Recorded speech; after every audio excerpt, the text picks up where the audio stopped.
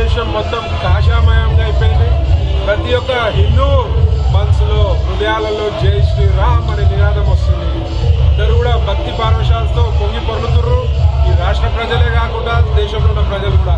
మరి ఈ సందర్భంగా ఇవాళ ఒక రథయాత్ర మరి తాండూరు పట్టణంలో జరిగింది. దానికి నన్ను ముఖ్య అతిథిగా పిలిచారు. మరి గోసేవా సమితి అధ్యక్షన మరి చాలా సంతోషం. ఇక్కడ తాండూరు ప్రజలందరికీ కూడా మరి బాలరాముడి విగ్రహ ప్రతిష్ట సందర్భంగా అందరికీ కూడా శుభాకాంక్షలు తెలుపుతూ మరి మన యొక్క ధర్మాన్ని కాపాడుకోవాల్సిన బాధ్యత, గోవుని కాపాడుకోవాల్సిన బాధ్యత ప్రతి ఒక్క హిందూపై ఉందని చెప్పి తెలియజేస్తూ జై హింద్, జై శ్రీరామ్.